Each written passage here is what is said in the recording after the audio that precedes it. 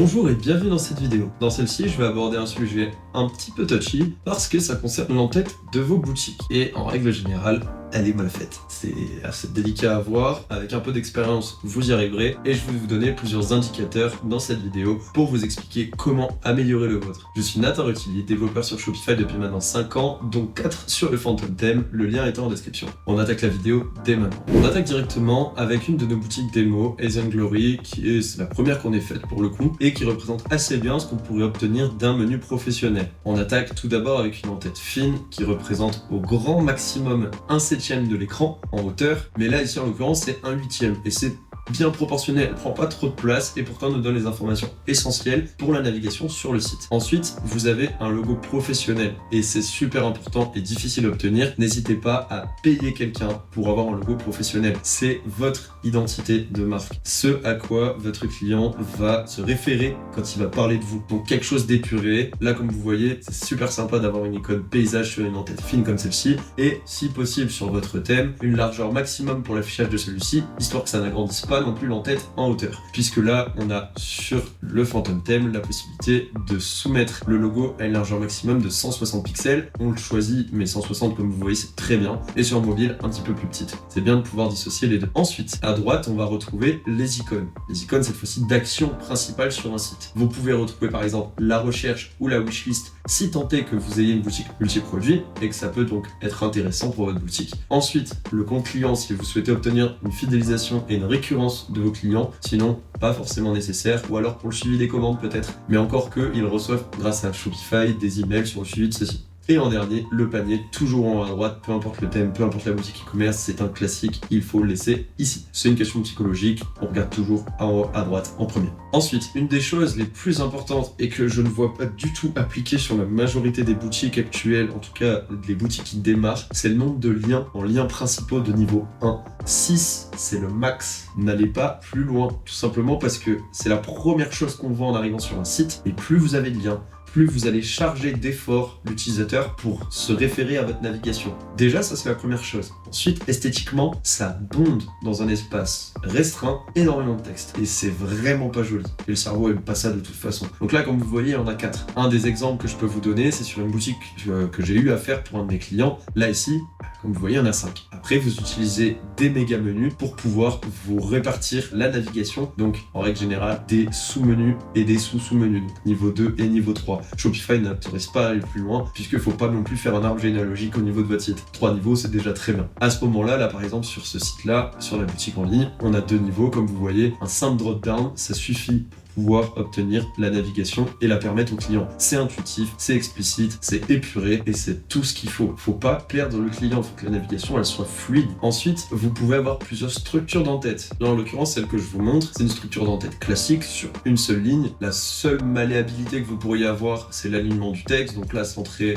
aligné ou droite, et un petit peu de stylisation, mais ça change pas grand-chose au niveau de la structure. Par contre, vous pouvez aussi avoir, comme vous auriez ici, une entête sur 2 lignes que le Phantom Theme propose, et sur celle-ci là par contre vous avez un peu plus de personnalisation. Bon, c'est pas le même logo, mais parce que c'est une boutique démo forcément, c'est juste à titre démonstratif. Sur celle-ci vous pouvez également choisir l'alignement de votre menu, mais vous pouvez choisir si le logo est en haut sur la première ligne ou sur la deuxième, l'alignement du logo centré ou non. S'il est sur la deuxième ligne, les liens se répartissent équitablement de chaque côté. Donc là je vous montre plein de dispositions qui restent professionnelles et comme vous voyez ça reste épuré du fait du nombre de liens qui est restreint en premier niveau. Et quelque chose qui est sympa sur les affichage, c'est de pouvoir afficher les icônes sociales si jamais vous faites des réseaux sociaux, mais aussi une barre de recherche si vous faites du multi-produit. Surtout si vous avez beaucoup de collections, ça fluidifie pour l'utilisateur. Et là par exemple, vous pouvez faire quelque chose comme ça, avec des bas qui s'affichent, ça fait une autocomplétion, ça dépend du thème bien sûr, mais c'est super pratique quand il y a du multi-produit, tout le monde en conviendra. Là ici, si jamais là par exemple vous passez le logo en première ligne, à ce moment-là étant centré, la barre de recherche disparaît, et puis si vous mettez l'alignement du logo à gauche, à ce moment-là c'est les réseaux sociaux qui disparaissent et la barre de recherche qui réapparaît. Vous pouvez également faire en sorte que le logo, quand il est cliqué, redirige sur la page d'accueil,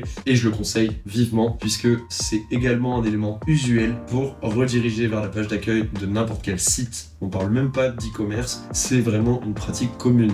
Là, ici, sur le fantôme, c'est optionnel parce que certains ne veulent pas le mettre, mais je l'incite fortement. Si vous en êtes à cette étape dans la vidéo, c'est sûrement que ceci vous intéresse, et malheureusement, on le sait, la majorité d'entre vous n'êtes pas encore abonnés à notre chaîne. Pourtant, ça nous donne un soutien phénoménal, et je vais vous demander simplement 2 petites secondes pour aller vous abonner, activer la cloche de notification, et également mettre un like sur celle-ci, en sachant qu'elle vous plaît, de ce que je peux comprendre. J'en profite pour faire une petite annonce, en sachant qu'on est de plus en plus nombreux sur cette chaîne, on va bientôt atteindre le palier symbolique des 5000 abonnés, et pour cette occasion, j'aimerais faire une vidéo YouTube dédiée à la création d'une boutique de A à Z, étape par étape, super longue et détaillée, mais pour ça, faut qu'on les atteigne, et on compte sur vous. J'en dis pas plus, pétez-moi les compteurs. Enfin, si vous avez par exemple des annonces promotionnelles à faire ou alors des informations pour maximiser votre taux de conversion, vous pouvez le faire sur votre en-tête via des barres d'annonces tout simplement que vous pourrez positionner au-dessus ou en dessous de votre en-tête avec des textes, s'il vous plaît, succincts. Toujours pour la même raison, ne pas surcharger d'informations l'utilisateur à l'arrivée. Comme vous voyez là,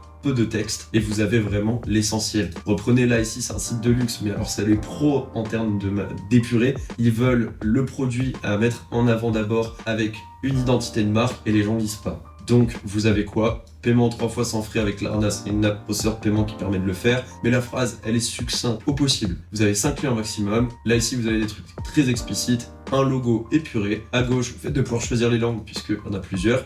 Là, comme vous voyez, au niveau de la bannière, il y a peu de texte. Un titre, pas de description, rien. C'est tout succinct. Et c'est ça qui fera le succès de votre marque. Allez à l'essentiel. Suivant votre niche, vous pourrez mettre plus ou moins de texte. Admettons, vous avez une niche un peu plus enfantine. Vous allez pouvoir arrondir les formes, mettre des choses un petit peu plus grosses. Parce que justement, ça aura cet esprit cartoon. Mais n'en reste pas moins professionnel en faisant quelque chose d'épuré par pitié. Une autre petite particularité sur le Phantom Theme, et pas des moindres puisque ce n'est pas forcément disponible sur beaucoup de thèmes, c'est le fait de pouvoir mettre des méga menus. Donc là, comme j'ai pu montrer sur Barbara puis avant, c'est le fait de pouvoir mettre énormément de liens, des images, des vidéos, des produits sur un menu. Là en l'occurrence, ce qu'on va pouvoir avoir en collant le lien, donc là par exemple ici, ça va être la collection Women Jewelry et on va avoir comme ceci. Voilà, on peut avoir un menu de ce type là, on va rajouter peut-être un peu plus d'espace entre les deux. Et là ici, comme vous pouvez le voir, on peut ajouter des types de collection, des images, texte de boutons, mais parmi tous les blocs ajoutables, on a tout ça. Donc un menu classique que vous pouvez mettre à l'horizontale ou à la verticale.